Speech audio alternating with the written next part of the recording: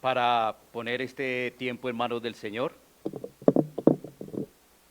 Así que dispongamos nuestros corazones para que este tiempo que vamos a tener de escuchar la palabra de Dios sea de edificación a nuestras vidas, pero por supuesto también sea un tiempo de adoración, porque recordemos también que escuchando la palabra y exponiendo la palabra adoramos. Señor, te damos gracias, Padre Santo, por tu bondad de permitirnos ahora tener este tiempo de recibir tu palabra. Es tu palabra un bálsamo para nuestras vidas. La Escritura nos dice que es tu palabra verdad, que es limpia y de provecho para nosotros. Queremos pedirte, Señor, que podamos poner la atención debida, podamos tener nuestra mente y nuestro corazón en el enfoque de este pasaje de las Escrituras y pedirte, Señor, que le podamos sacar provecho para nuestras vidas. Permite, Señor, que la Iglesia pueda entender la disciplina bíblica. Permíteme, Señor, exponer con reverencia y con temor las Escrituras. Todo esto lo hacemos para tu gloria. En el nombre de Cristo Jesús. Amén.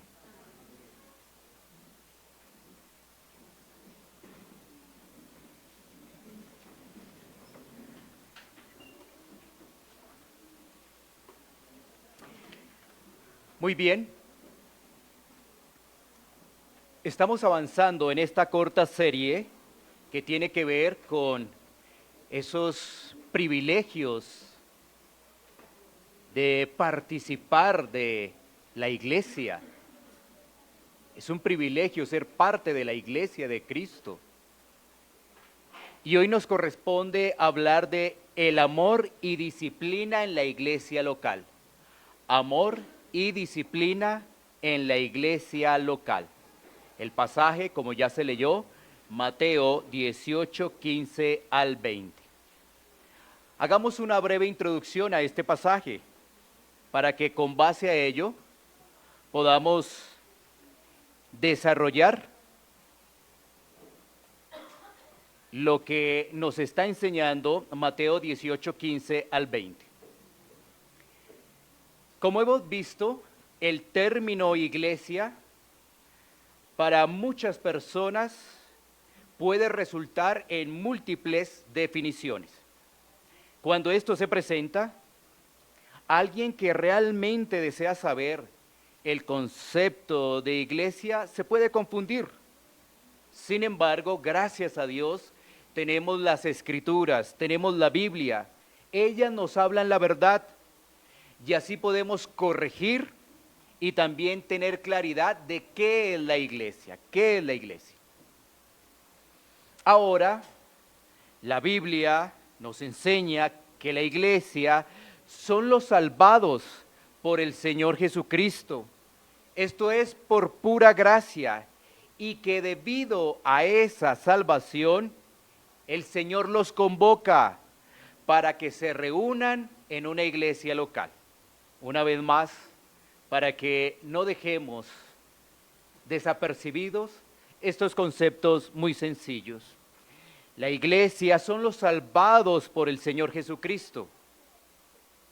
Esto es por pura gracia y que debido a esa salvación, Él los convoca, el Señor los convoca para que se reúnan en una iglesia local, en una congregación local. La iglesia local entonces tiene normas, como por ejemplo, somos instruidos para sujetarnos a los pastores, como lo vimos en la predicación anterior, y también tiene la práctica de la disciplina, también. Ahora, con la disciplina pasa lo mismo que el concepto de iglesia. muchas personas no comprenden o intentan redefinir el concepto de disciplina. Quizás porque esa palabra, disciplina, la asocian como castigo, la asocian como exceso de autoridad. También la pueden mirar como falta de amor. Sin embargo, en Dios, en el Señor, la disciplina es un acto amoroso. Mira qué interesante, porque algunos pueden pensar la disciplina tiene que ver con la falta de amor, pero la Biblia nos enseña que más bien la disciplina es un acto amoroso de Dios. Miremos un momento Hebreos, capítulo 12, versículos 5 y 6. Hebreos, capítulo 12, versículos 5 y 6. Dice la Escritura lo siguiente: ¿y habéis ya olvidado la exhortación que como a hijos se os dirige diciendo? Hijo mío, no menosprecies la disciplina del Señor, ni desmayes cuando eres reprendido por Él. 6. Porque el Señor al que ama, disciplina y azota a todo el que recibe por hijo. Mira que el versículo 6 es muy claro para nuestras vidas. El Señor al que ama, disciplina. Vemos allí la manifestación del amor. Así que el pasaje este que estamos leyendo de Hebreos nos está haciendo referencia a la relación que hay entre el Padre y el Hijo. Y por supuesto, si hay esa relación, pues debe haber disciplina. La disciplina en el Señor tiene como bases la santidad, advertir las consecuencias del pecado, amonestar para que se camine por el sendero bíblico. Ampliemos un poco más la disciplina en Dios. Si tú te das cuenta, cuando vas a las Escrituras, vas a observar que la disciplina se ve entre los padres y los hijos. Pero también la vamos a ver en las Escrituras entre Dios y los hijos. Ahí estábamos desarrollando ese pasaje de Hebreos.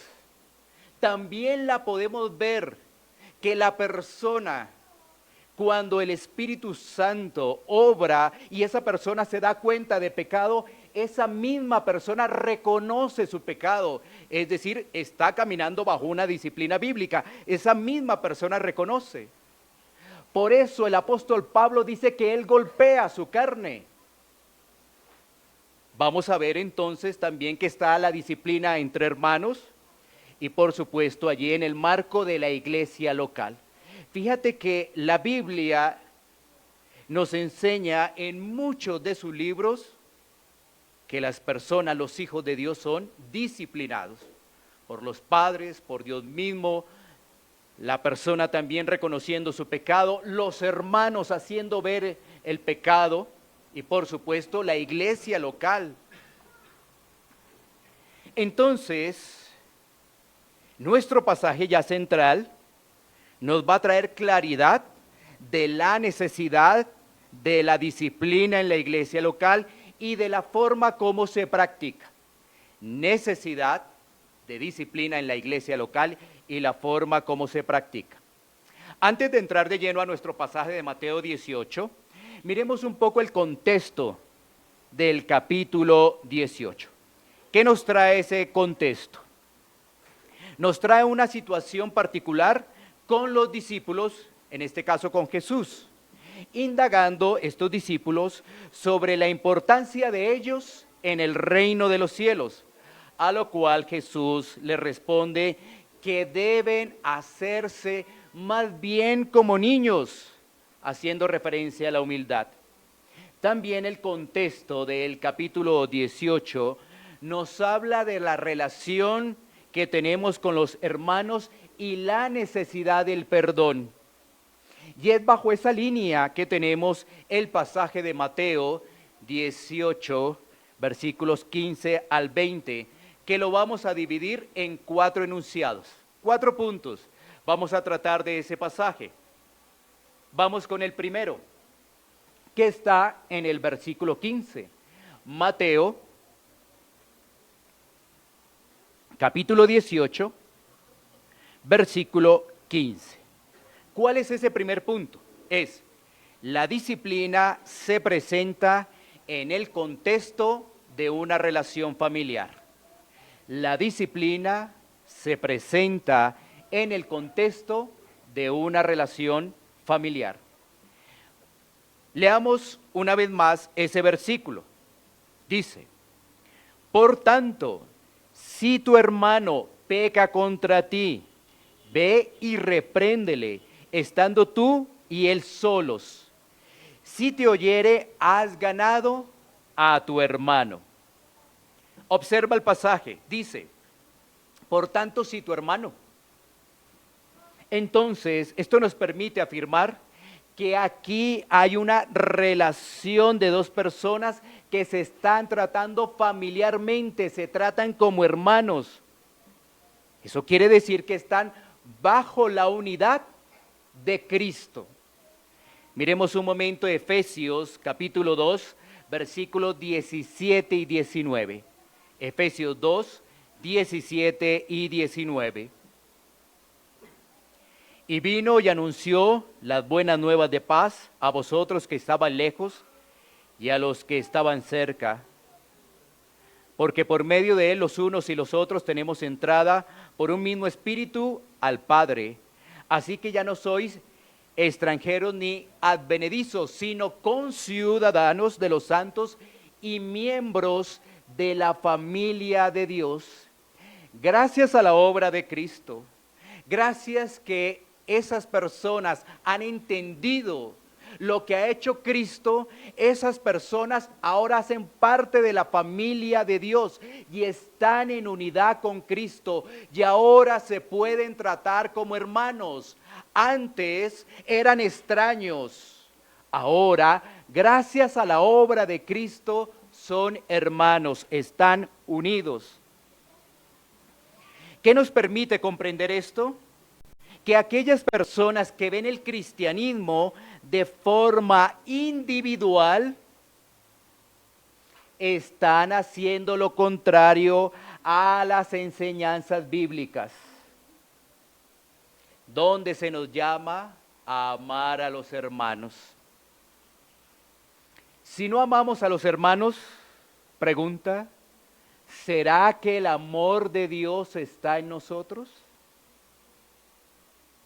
Claro, tú tendrás una respuesta precisamente en Juan, en las cartas de Juan. Y dirá que no. Si no amas a los hermanos, el amor de Dios no está en ti. Así que un cristiano individual es contrario a las Escrituras.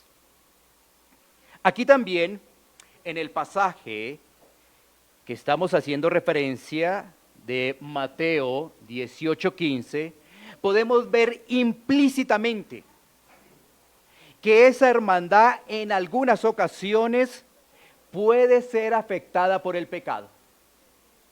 Esa hermandad por algunas ocasiones puede ser afectada por el pecado. Como cristianos, debemos recordar por las Escrituras que estamos en una batalla espiritual, en una batalla diaria con el pecado. Y a veces esa batalla no resulta como la hemos planeado. Y entonces, ¿qué pasa? Hay pecado.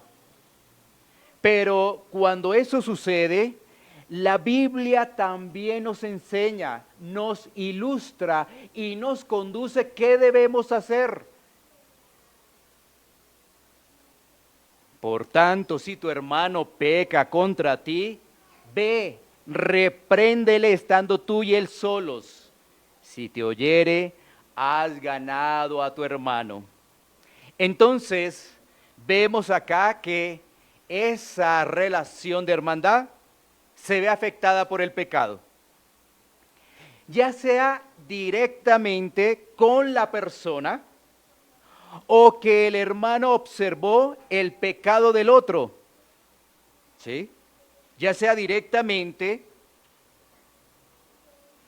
porque se afectó esa relación entre los dos, o que en este caso el hermano observa el pecado del otro.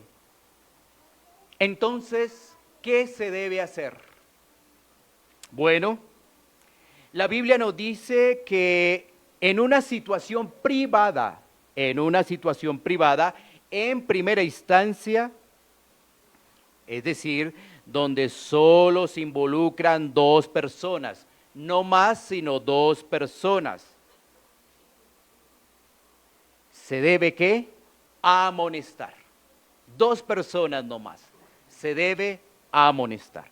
Ahora, ¿cuál es el objetivo de esa amonestación? ¿Cuál es el objetivo de esa amonestación? Una vez más el pasaje. Por tanto, si tu hermano peca contra ti, ve y repréndele estando tú y él solo. Si te oyere, has ganado a tu hermano. Ahí está el objetivo de esa amonestación. El hermano que ha cometido el pecado, entonces, bajo esa reprensión, bajo esa amonestación, pueda escuchar con un corazón contrito y humillado, es decir, que esa persona pueda reconocer su pecado y se arrepienta realmente. Ahora, no es solo que tenga remordimiento, porque ese remordimiento no va a conducir realmente a cambios genuinos. Recordemos que el arrepentimiento genuino tiene algunos elementos, como cuáles: reconocimiento del pecado, dolor por el pecado, confesión del pecado y restitución del mal que se ha hecho. Esto es muy interesante. Vamos a poner un ejemplo sencillo. Si hablo mal de un hermano y su reputación queda por el suelo, no solo debo pedir perdón a Dios y al hermano, sino que debo hacer todo lo posible por enmendar esa mala fama que propagué. Muchos se quedan solamente en un arrepentimiento superficial, piden perdón de dientes para afuera, pero no hay una enmienda de lo que se ha hecho. Así que eso es algo volátil, simple, pasajero. Pero el arrepentimiento verdadero busca por todas las formas enmendar el daño que se ha hecho. Y eso lo encontramos claramente a través de las Escrituras. Volvamos al ejemplo. Pedimos perdón a Dios y a la persona de la cual hemos hablado mal. Ella todo quedó perfecto. No se está haciendo conforme a lo que enseña las Escrituras de la restitución. Y entonces, ¿el arrepentimiento funciona verdaderamente? No, porque se está haciendo solamente a conveniencia del corazón. Ahora, también la Biblia nos ilustra y nos enseña en qué situaciones se debe disciplinar. Miremos algunas de ellas. No las vamos a mirar todas, pero podemos meditar en algunas de ellas. ¿En qué situaciones se debe disciplinar? Primero, acciones o palabras que dividan la iglesia. Acciones o palabras que dividan la iglesia. Todo lo que tiene que ver con murmuración, chismes, calumnias.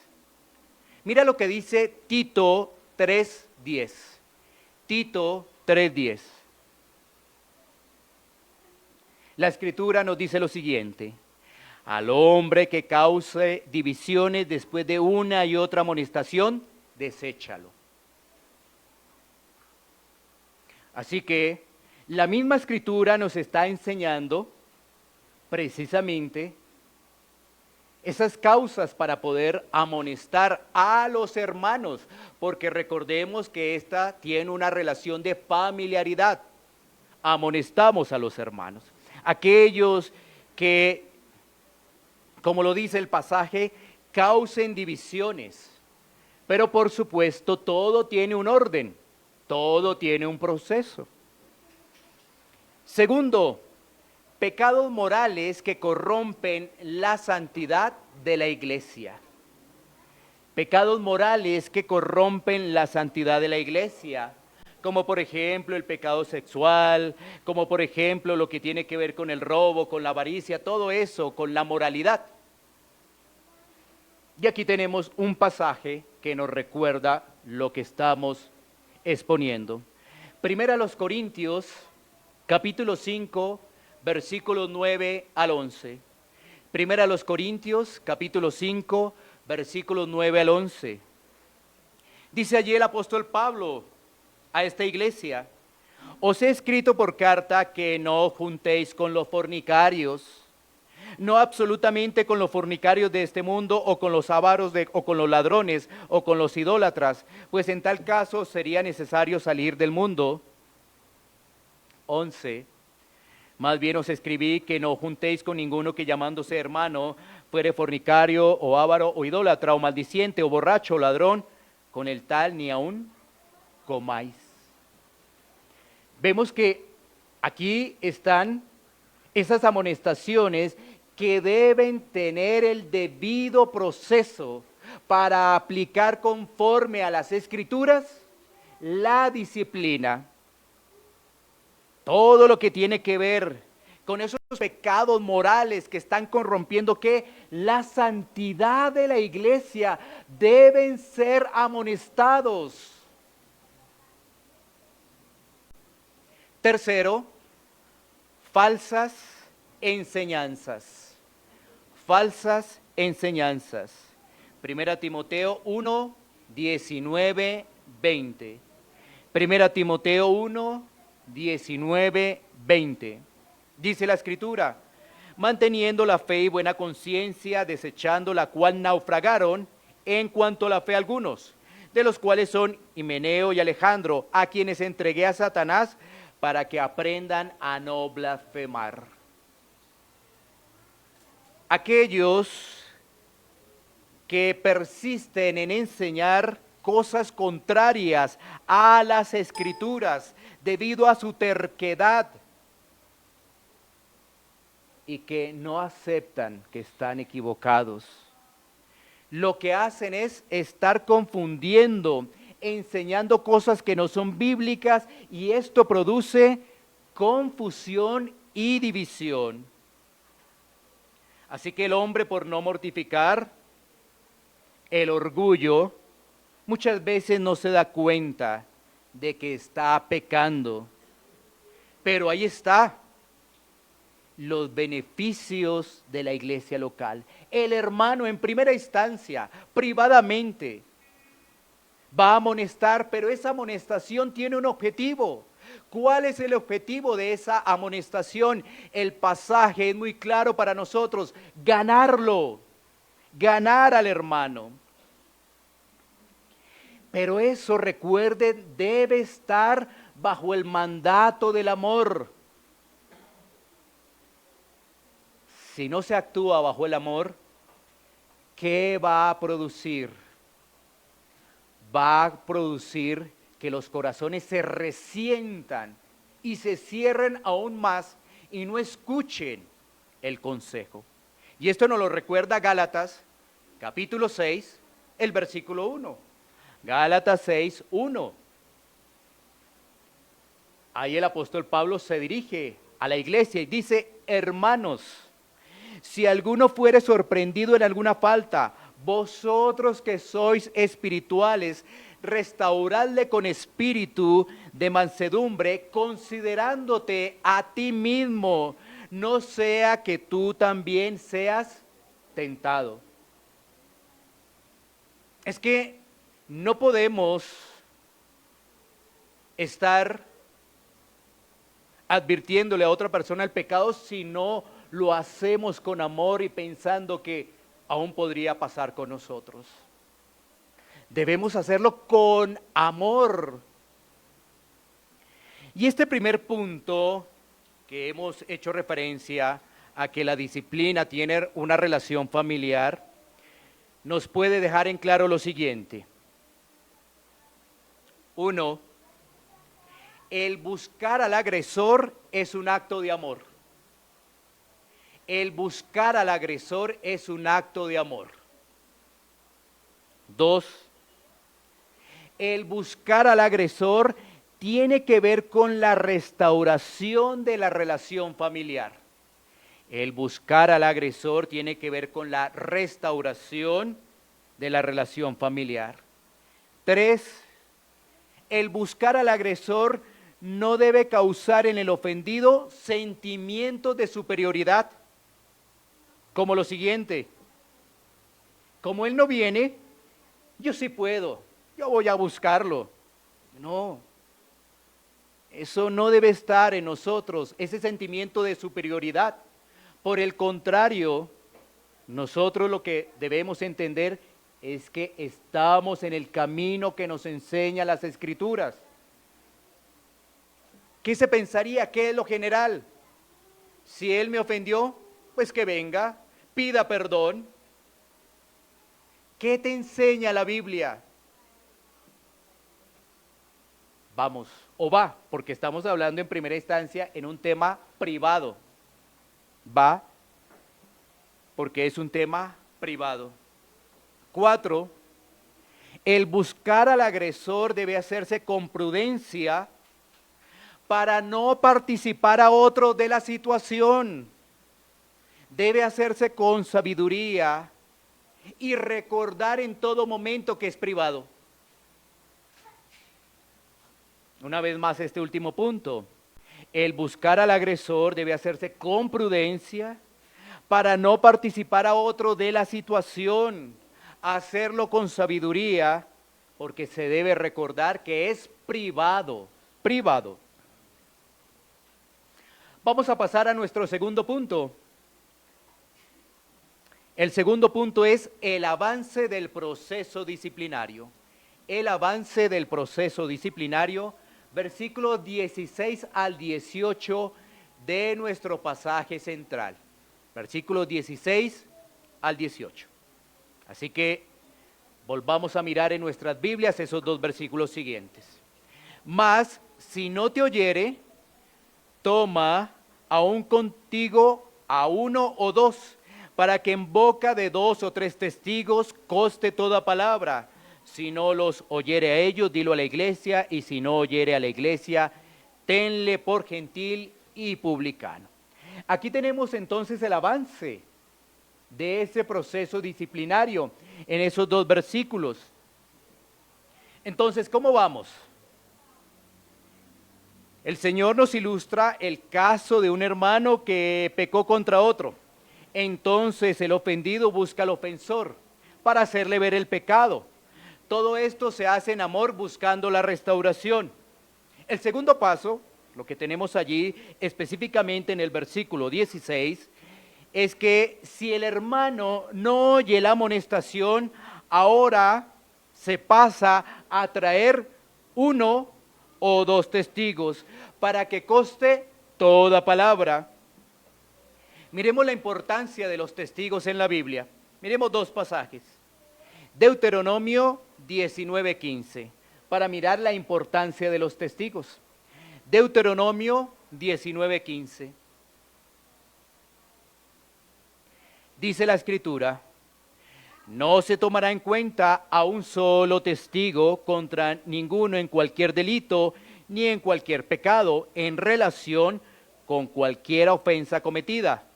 Solo por el testimonio de 2 o 3 testigos se mantendrá la acusación. Mira qué interesante cómo la misma Biblia nos ilustra de la importancia de los testigos en estos pasos de avance disciplinario. Y en el Nuevo Testamento vamos a ir a Juan 8:17. Juan 8:17. Y en vuestra ley está escrito que el testimonio de 2 hombres es verdadero. Así que, tanto en el Antiguo como en el Nuevo, estamos teniendo la importancia de tener los testigos frente a estos casos de pecado, frente a los casos de disciplina. Entonces, ¿cómo vamos? El asunto que ha sido privado ahora pasa a la esfera de semipúblico. Ahora, ¿por qué estoy diciendo semipúblico?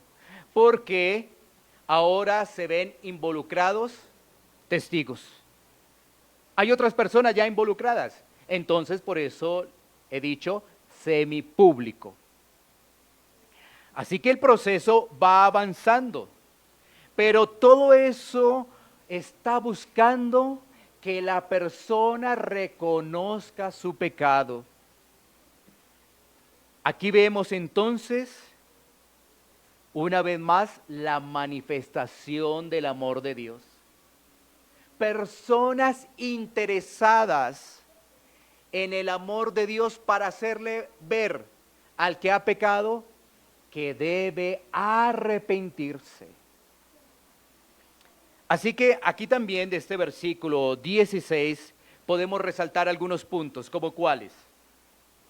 Lo primero, hay perseverancia por parte de aquel que ha resultado ofendido en buscar la restauración ahora con otros hermanos, trayendo a otros hermanos.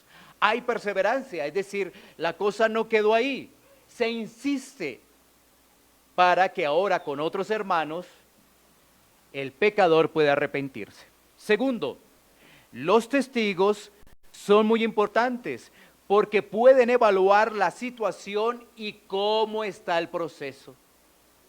Ellos pueden evaluar esa situación y cómo está ese proceso. Tienen ahora información de lo que ha ocurrido y ahora ellos también entran a participar y a evaluar el proceso. Tercero, los testigos sirven también para constancia. Se ha dejado constancia de que el proceso va avanzando bíblicamente. Y cuarto, los testigos pueden dar testimonio si el proceso ahora avanza al dominio público, es decir, a la iglesia local. Ellos también pueden dar esa constancia si no se ha podido que ese pecador realmente se arrepienta. Bueno, entonces, esto nos permite ahora pasar al siguiente versículo, ¿no? El versículo 17. Estamos en la continuidad del proceso de la disciplina. El versículo 17 dice, si no los oyere a ellos, dilo a la iglesia, y si no oyere a la iglesia, tenlo por gentil y publicano. Aquí vemos entonces que el proceso ha avanzado. Primero fue cara a cara, fue de forma privada, después se llaman a testigos, en lo que hemos mencionado como semipúblico, pero ahora esto ya es público. Ahora el propósito de manifestarlo a la iglesia es mover a más hermanos que perseveran, que insisten, para que esa persona pueda reconocer su pecado y así poderlo restaurar.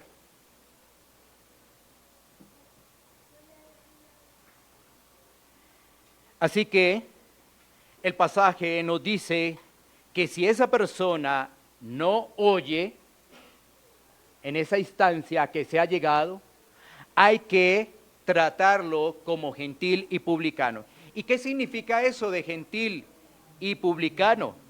El gentil tenía que ver con el extranjero, aquel que no participaba de las promesas porque no era parte del pueblo.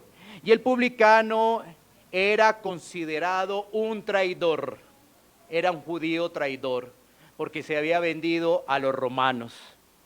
Entonces era un traidor. Así entonces debe considerarse a la persona impenitente, que no reconoce su pecado, debido a su propia soberbia. Ha perdido el derecho de pertenecer a la membresía de la iglesia. ¿Sí? Mira que tenemos pasajes de las Escrituras que nos recuerdan esto, como 1 Corintios, capítulo 5, versículos 4 y 5. 1 Corintios, capítulo 5, versículos 4 y 5. En el nombre de nuestro Señor Jesucristo, reunidos vosotros y mi espíritu con el poder de nuestro Señor Jesucristo, el tal sea entregado a Satanás para destrucción de la carne, a fin de que el espíritu sea salvo en el día del Señor Jesús. Aquí también vemos la autoridad que se le ha dado a la iglesia, pero ya vamos a avanzar en el siguiente punto. Por lo pronto, aquí también en este versículo tenemos 4 puntos para poder destacar. El primero, la iglesia debe estar organizada para tomar decisiones, es decir, para amonestar o, si se llega al caso, para excluir. Pero una iglesia que no está organizada, ¿cómo va a tomar decisiones trascendentales tan importantes? La autoridad que le ha conferido el Señor como cabeza a la iglesia, si no está organizada. Aquí es cuando hablamos una vez más de la importancia de una membresía bíblica. La importancia de la membresía local. ¿Qué tan importante es? 2, la iglesia camina bajo el amor y es necesario la disciplina. La iglesia no puede desconectar la disciplina del amor. No se puede desconectar una cosa del otro. Ahí es cuando fácilmente se desvían. Y cuando las personas después sustentan que realmente tienen la disciplina bajo otro concepto. Porque expresan, mire, es que yo viví este proceso en tal lado. Pero la pregunta es, ¿realmente entiende lo que es disciplina? ¿Ha sido ilustrado? 3, ahora no son 1 o 2 testigos, sino son varios hermanos que están llamando al orden a ese pecador. Y 4, miren esto, la iglesia puede tomar decisiones gracias a la autoridad delegada que le ha entregado el Señor. La iglesia puede tomar decisiones gracias a la autoridad delegada que le ha dado el Señor. Ahora vamos a hablar entonces de ese punto, que es el 3. La autoridad delegada que se le ha dado a la iglesia. La autoridad delegada que se le ha dado a la iglesia, y eso lo vamos a tener en el siguiente versículo, Mateo 18:18. Siguiente versículo, punto número 3. La autoridad delegada que se le ha dado a la iglesia. Leamos. De cierto os digo que todo lo que atéis en la tierra será atado en el cielo, y todo lo que desatéis en la tierra será desatado en el cielo. Debemos recordar lo siguiente. ¿Quién es la autoridad de la iglesia? La Biblia nos enseña que Cristo es la cabeza de la iglesia. Eso es claro. Pero entonces estamos viendo que en este caso de la disciplina, el Señor está delegando esa autoridad. ¿A quién? A la iglesia. Para que pueda la iglesia también salvaguardarse del tema del pecado. Salvaguardarse del tema del pecado. Para que pueda proteger a los demás de las divisiones, de pecados que tienen que ver con la inmoralidad sexual o con la inmoralidad a nivel general, como hablábamos del hurto y todas esas cosas. Entonces se está protegiendo de corazones rudos, corazones faltos de arrepentimiento, corazones soberbios, altaneros, rebeldes, que lo único que hacen es generar división. Aquí vale la pena recordar que la Biblia nos entrega también en su unidad características del verdadero Hijo de Dios. El Hijo de Dios es el salvado por gracia, pero que refleja ahora que esa salvación le ha llegado ¿cómo? Obedeciendo la palabra, obedeciendo entonces las normas que allí están estipuladas y todo bajo el mandato del amor. Pongamos un ejemplo. El creyente va por una autopista, por decirlo así, este es un ejemplo, ¿no? Así que va derecho en esa autopista y en ese caminar derecho va la humildad, va el perdón, va la paciencia, va el dominio propio. Sin embargo, empieza a encontrar desvíos, por lo cual llega fácilmente el orgullo, la altivez, la persona testaruda, el obrar en sus propias fuerzas. Entonces, todo eso debe ser mortificado. Pero si esa persona continúa por ese desvío, ¿cierto? No está entonces obrando conforme a la palabra, y en nuestro ejemplo no va en la vía correcta, no va en la autopista correcta, no está reflejando a Cristo. Como no está reflejando a Cristo, debe disciplinarse para que esa persona reconozca su pecado. Debe insistirse en eso, insistir, porque el proceso que nos está enseñando Mateo nos está hablando de insistir. Pero si definitivamente no, entonces esa persona se trata como una persona que no conoce a Cristo, que no conoce a Cristo.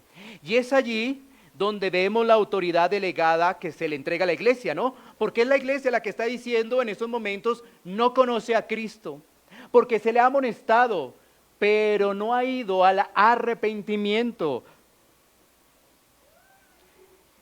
Y ahí es cuando vemos los conceptos que nos presenta el pasaje, ¿no? El pasaje nos está hablando claramente allí de conceptos de todo lo que atéis en la tierra será atado en el cielo. Ahora, tú estás viendo que estos conceptos, estas palabras, tienen que ver con la disciplina bíblica, no con otras cosas que por ahí circulan y malas interpretaciones que hacen es confundir a las personas. Tiene que ver con la autoridad que se le ha dado a la iglesia para impartir disciplina. Es decir, la iglesia, por la autoridad que ha sido delegada por parte del Señor, por parte de su cabeza, puede expulsar a un pecador que no se ha arrepentido. Y eso es autorizado en el cielo. Esas decisiones que se toman son autorizadas en el cielo. Pero aquí debe una vez más hacerse un llamado que tenga el ánimo para perseverar, pero también un llamado que tenga advertencia. Y es que si llega la disciplina, arrepiéntete de tu pecado. No esperes que se lleguen a las últimas consecuencias. ¿Cuántas personas al no entender la disciplina van de iglesia en iglesia? Y ahí sí podría decirse que si se ha hecho bíblicamente, esa persona está atada. Porque si se ha hecho bíblicamente, lo que ocurre es que Dios ha autorizado ese proceso. Bueno, démonos cuenta. Esa advertencia que debe estar con amor. Cristianos que aparentemente circulan por iglesias, pero que no entienden esto.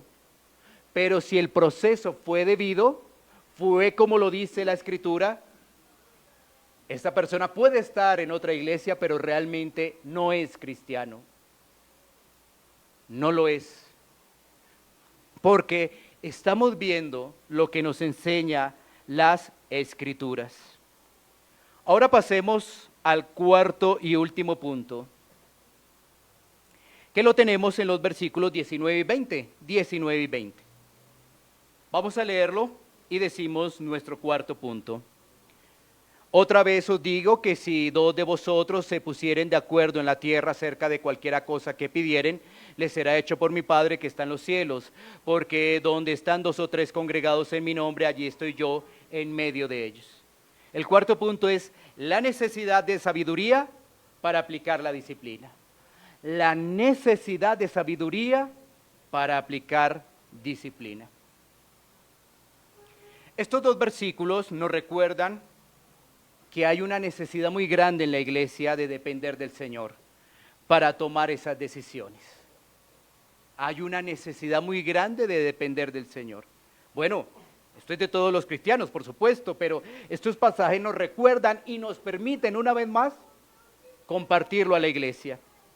Dependencia del Señor para tomar estas decisiones. Cuando el pasaje nos dice que ponerse de acuerdo de cualquier cosa, mira, es muy interesante, tú no puedes desconectar eso del contexto. Cualquier cosa. Bueno, ¿de qué está hablando?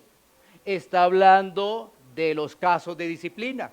Ya hemos visto que hay varios casos en que la Biblia nos dice cómo se presenta esa disciplina. Es decir, la disciplina tiene que ver con actos inmorales, la disciplina tiene que ver con aquellos que causan división, la disciplina tiene que ver con aquellos que enseñan falsas enseñanzas y otras cosas que están consignadas en las mismas escrituras. Entonces, a eso se está refiriendo el contexto cuando nos dice acerca de cualquiera cosa que pidieren. El contexto nos ayuda a entender es pidiendo sabiduría en todos esos casos. Es que son múltiples casos que se pueden presentar. Necesitamos sabiduría. Cada caso es en particular. Así que no es que se tome de una forma inadecuada a pedir cualquier cosa, desconectándonos del contexto. Así que lo que vemos más bien allí en el pasaje es la iglesia, los hermanos dependen del Señor en oración y entonces el Señor aprobará la decisión hasta el punto de llegar a excomunión. Hasta ese punto puede darse. Así que esos versículos también nos están mostrando la necesidad de la hermandad. ¿Por qué? Date cuenta allí. La iglesia no es una sola persona. Más bien la persona hace parte de la iglesia. Pero estas confusiones hacen que la gente diga que es cristiana y ande como el llanero solitario. Mira el pasaje, tú lo tienes allí, tú lo estás viendo en tus Biblias. Está hablando de hermandad, de la necesidad que tenemos como hermanos no solitarios. Lo que podemos decir es que nosotros individualmente hacemos parte de la iglesia, pero necesitamos estar con la hermandad. Y la hermandad es la iglesia. Los hermanos es la iglesia, que es diferente. También se nos ilustra que una iglesia puede estar compuesta de diferente número de miembros. Lo importante es que sea bíblica, que se ajuste a las normas de la palabra. Eso es lo importante.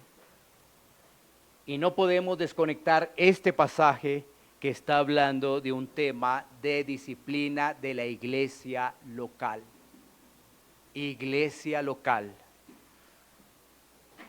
Entremos a la parte final, donde una vez más resaltamos algunos puntos para que podamos meditar en ellos y esto sea llevado a una aplicación. Una vez más recordar que la disciplina y el amor van de la mano. Que el objetivo de la disciplina es cuidar y restaurar. Así que la disciplina es necesaria en la iglesia local. Que la disciplina es preventiva y es correctiva. ¿Cómo es preventiva? cuando estamos escuchando, cuando somos expuestos a la palabra? Qué importante es escuchar la palabra de Dios. La necesidad que tenemos de reunirnos congregacionalmente a escuchar la palabra de Dios. Estamos recibiendo entonces una disciplina preventiva. Estamos hablando del contexto de la iglesia local, pero también la disciplina es correctiva. ¿Qué quiere decir correctiva? Pues cuando el pecado ya se ha producido y entonces hay que aplicar el debido proceso que nos enseñan las mismas escrituras. Hay preventiva, pero también hay correctiva, aplicando el debido proceso. También tenemos que resaltar lo siguiente, que la amonestación en primera instancia es privada, y si es privada, debe entenderse que es privada, no para estarla compartiendo. Es privada la amonestación en primera instancia. Que se debe actuar con prudencia, con sabiduría, y que si cuentas a otro eso, estás violando, por decirlo así, el debido proceso. Se está violando el debido proceso. También para resaltar, por supuesto, la autoridad que ha recibido la iglesia, y una vez más decir la importancia de la membresía, una membresía que crezca y una membresía que atienda, que tiene esa responsabilidad y que todo eso se debe hacer bajo el amor. ¿Qué nos lleva a todo esto que hemos recibido? Para la iglesia, bueno, miembros de la Iglesia Bíblica Pan de Vida, hay que atender la disciplina, tanto preventiva como correctiva, hay que atenderla. Es de bien para nuestras vidas, para cada uno de nosotros. Futuros miembros, atiendan la disciplina, porque es para el bien de ustedes. No esperen hasta el llamado final, es decir, que se involucre la iglesia. Más bien, atender la amonestación en privado es muy importante y recibirla en amor. Más bien deberíamos preocuparnos si no nos dicen nada. Deberíamos preocuparnos si no tocamos estos temas. Deberíamos más bien inquietarnos si realmente vamos caminando a un modelo de iglesia bíblica. Porque, ¿qué ocurre hoy en día? Muchas veces a ciertos tipos de personas, cuando ya ha avanzado el proceso, no se les disciplina, no se les pone atención. ¿Por qué? Porque hay razones en el corazón que impiden a ello. Una razón es que, es uno de los que más ofrenda en la iglesia. No lo toquemos, porque si lo tocamos, se va. ¿Sería eso bíblico? Démonos cuenta que más bien debemos es recibir la amonestación privada y recibirlo siempre en amor. Estamos hablando de los hermanos, de los miembros, y aún el ánimo para los futuros miembros. Y dentro de todo eso, cuando estamos hablando de recibir esa amonestación privada, no se puede olvidar el tema del arrepentimiento. Que muchas veces hemos pensado que nos arrepentimos y que ya quedamos bien con Dios, y si es el caso con la persona, pero no hemos hablado de la restitución. Así que hay reconocimiento, dolor, confesión, restitución.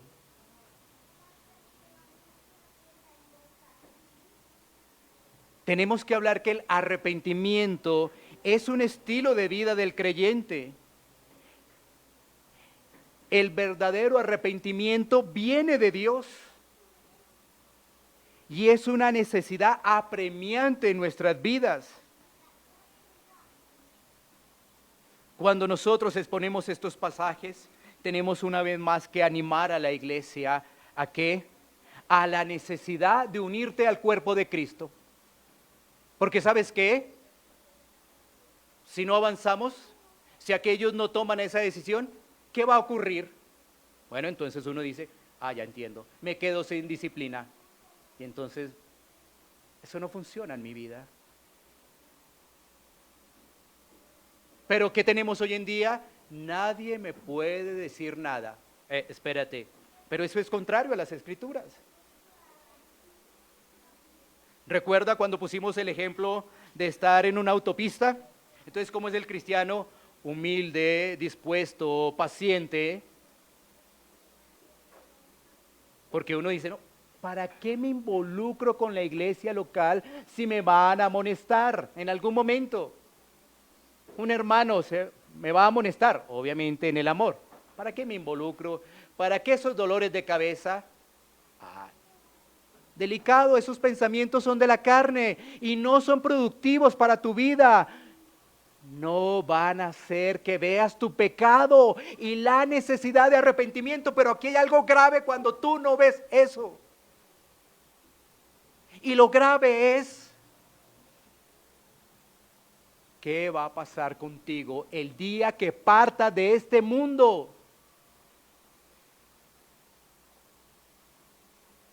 ¿Qué va a pasar? Mientras los familiares, para descansar su conciencia, dirán, él descansa en paz. ¿Esa es la realidad? ¿Esa será la realidad? Porque nunca se sujetó. Siempre vivió como el cristiano solitario. No quería responsabilidades. Todo lo tomaba muy superficial. Yo puedo vivir en una iglesia sin comprometerme. Yo puedo vivir un cristianismo relajado. No, el llamado amoroso para cada uno de nosotros, los que estamos aquí escuchando la palabra de Dios, es para que pensemos dónde vamos a pasar la eternidad. Si nuestra eternidad es con Cristo, gloria a Dios porque Él nos ha llamado a pertenecer a una iglesia local, a servirnos unos a otros, a amonestarnos unos a otros y darle la gloria a Dios. No nos dejemos llevar por lo que produce el mundo.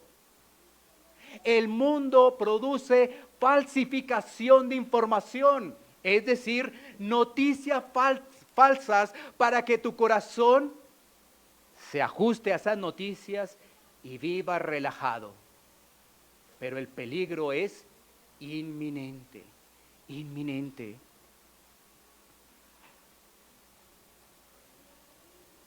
Ojalá que puedas ver la necesidad de unirte al cuerpo de Cristo, aquellos que de pronto tienen dudas. Por eso, revisa tu vida y juntos clamemos en oración. Vamos entonces a orar.